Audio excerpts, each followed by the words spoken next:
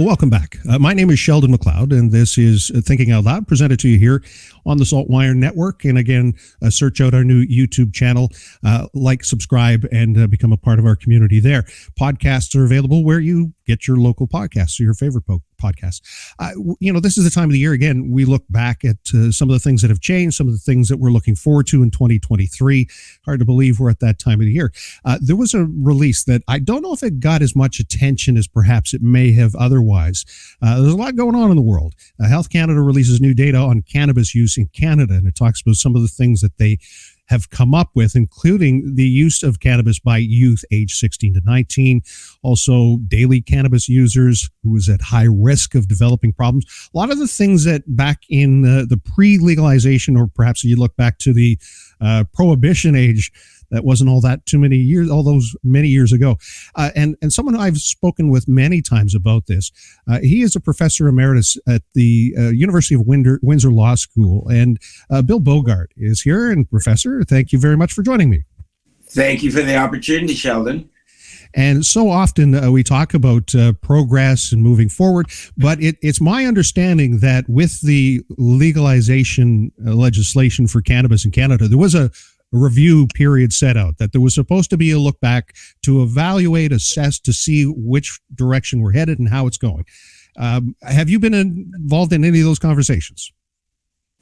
Well, I haven't. I'm personally being involved in the panel. I've now written 2 op-eds regarding it. As you know, the review commenced in September with the announcement of it, and that Morris Rosenberg, retired but very high-placed federal civil servant, would be the chair.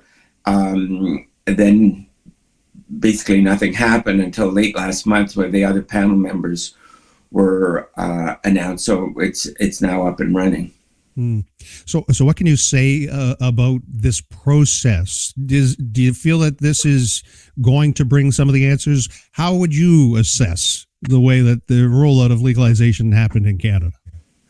Well, I think it's been a success story in terms of one critical factor, and that is we no longer criminalize people for using this drug.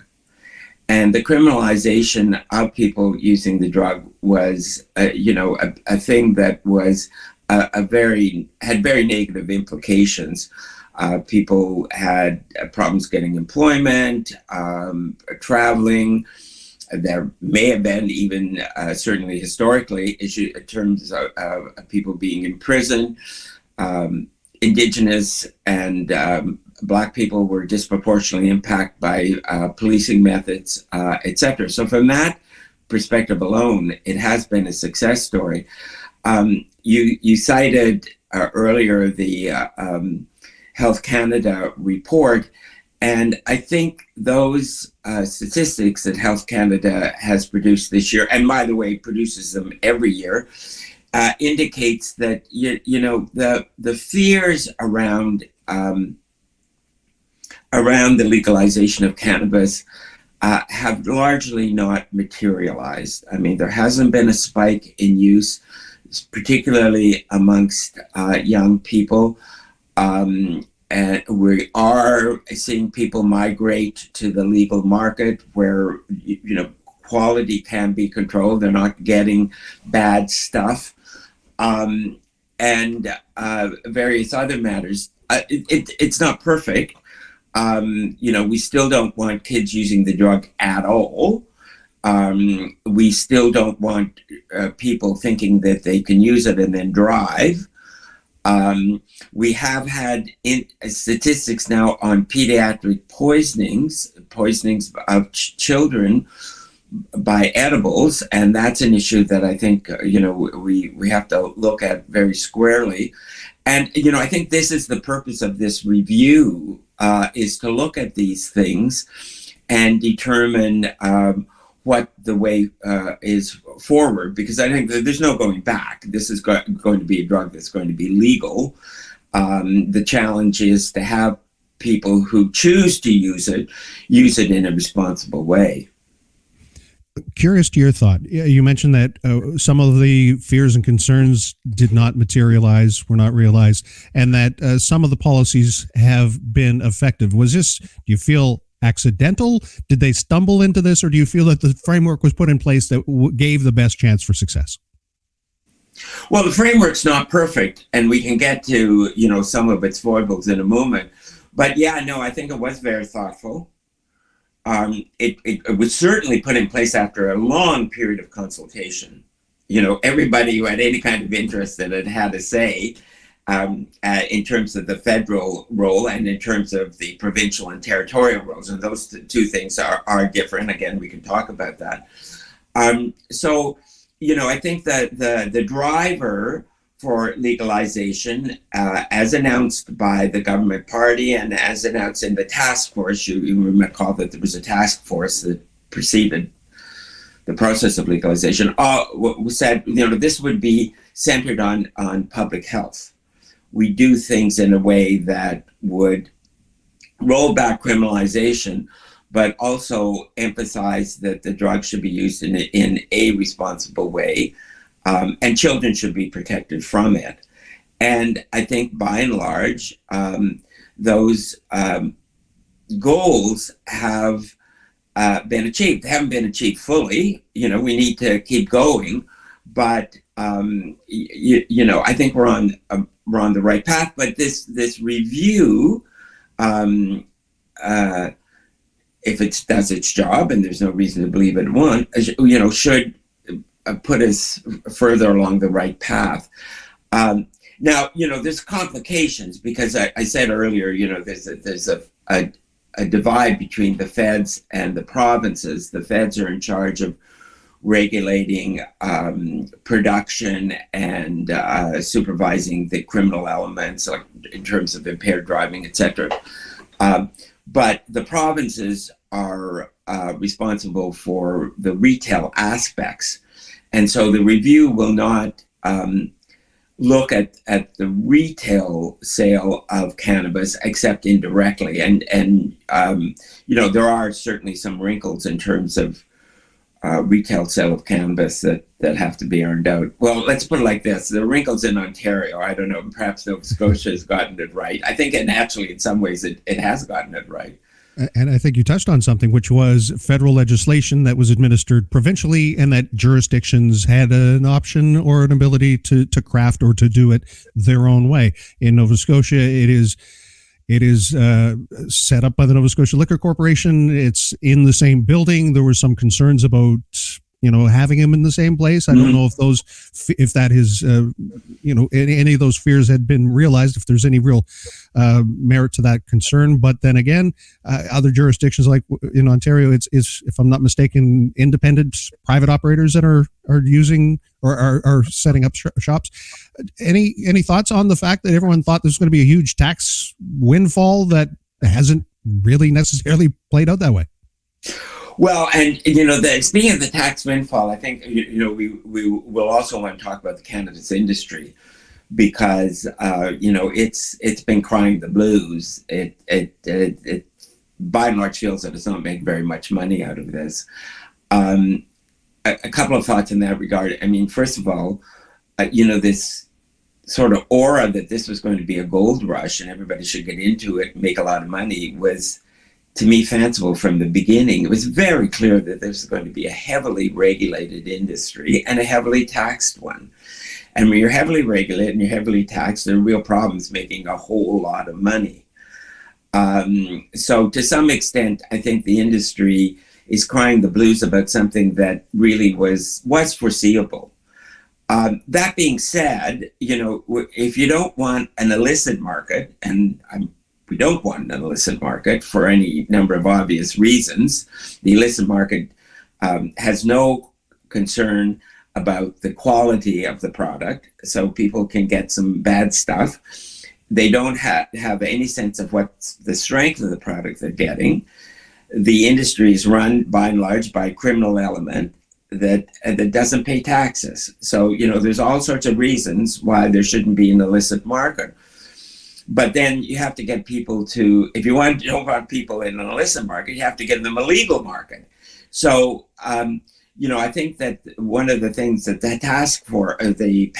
review panel is going to have to sort through is sort of claims by the industry that's kind of, frankly, puffery, and claims by the industry saying, look, if you want a viable legal market, there do have to be some adjustments. And that comes to your point about taxes.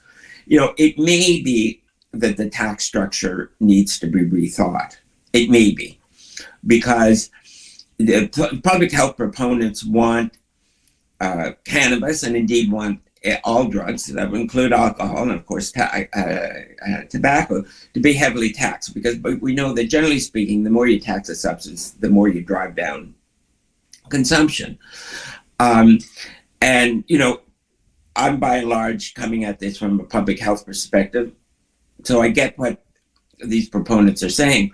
But at the same time, you do have to watch the tax structure, because if you tax it too heavily, you are going to have problems with viability in terms of the market, and secondly, taxes inevitably drive up the cost of the product, which, from driving down consumption, makes sense, but it may not help people, induce people to migrate to the legal market, right? Like, if the illicit market the price is significantly lower in the illicit market than in the legal market, people, despite all the negatives of the legal market, will stay in the illicit market, will stay in the illicit market.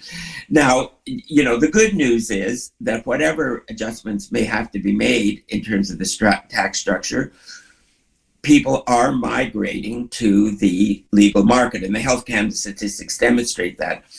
Not suddenly and in a swarm, but we knew that would never be the case. Like, Anne McClellan, who is the chair of the task force and the former chancellor of Dalhousie, warned repeatedly, look, it's not a light switch. As soon as you flip the switch for legality, people will rush to the legal market. It doesn't work that way.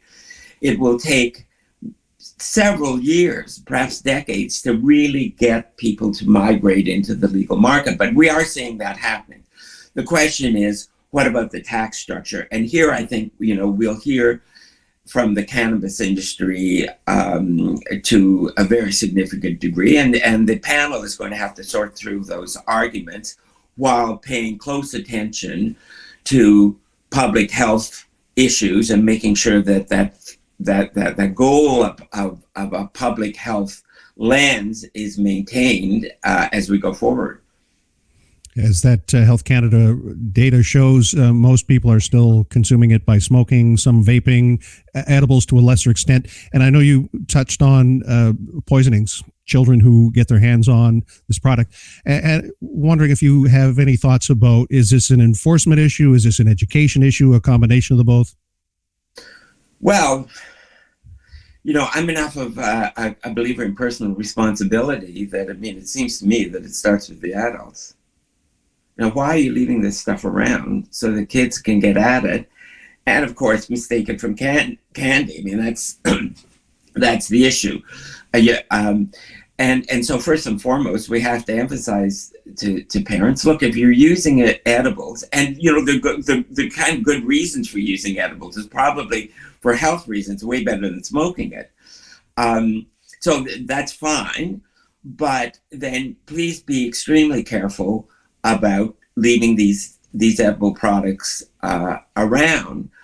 I think it's also going to bolster arguments about maintaining pretty heavy regulation around the products, to especially edibles, to ensure that that these incidents of pediatric poisonings are minimized, because they're a very serious concern. And we have a kind of natural occurring experiment here, because Quebec, by and large, did not legalize edibles. It chose a different path in this regard. And the level of pediatric poisonings in Quebec are apparently significantly lower. So like a reasonable conclusion is that most of these edible poisonings are not based on products in the illicit market. They're based on products from the legal market. So, and the authors of these studies say, like, we support legalization. This is not about not continuing with legalization, but we're pointing to the fact that this seems to be, a serious problem that needs to be addressed. So I think we'll hear a lot more about this as a go forward in terms of this back and forth between the industry that not only wants the tax burden lightened, but they also want some of the regulations loosened, in terms of promotion and merchandising and things like that. And from public health advocates saying, no, the Health Canada statistics show that we're headed in the right direction under a framework of, pretty intense regulation, but that regulation has a public health purpose, and so we should maintain those regulations and perhaps even strengthen them. Bill Bogart, you've written about the Prohibition era of drugs in Canada in 2023. Do you think there's going to be any uptake on the suggestion that maybe there should be decriminalization of many of the drugs that we see causing harm in society? Well, Sheldon, BC is about to launch a very significant pilot project. Drugs will be decriminalizing in BC as of January. So we will have a case study going on in terms of what decriminalization of drugs look like in Canada. Now, I just make the obvious point, decriminalization is not legalization. So right. The folks in BC will still have to go to the illicit market for the drug, other than cannabis. Obviously, that framework will continue. Part of this, of course, is driven by the horrible opioid epidemic that we have in our hands. And so decriminalization is an important first step because it says to people, look, you don't have to worry about the police anymore. If you've got drugs in your possession of a limited amount, come forward, get the help you need, don't, get those drugs tested, etc. I believe that someday we will go to legalization. I know this is a very serious issue about which reasonable people can differ, but I think, we will look back and think, why did we ever think that criminalizing people was a way to solve the drug problem? And it is a problem. I'm not a drug advocate. I don't encourage people to take drugs. Quite the opposite. But you don't address the very serious issues that drugs and substances can cause by having people have a criminal record. All it does is take a bad situation and make it worse. Well, Bill Bogart is an author and a columnist, a retired professor of law, and someone I very much value his opinion and time. Thank you very much for this. I appreciate it. Thanks so much, Sheldon, for the opportunity.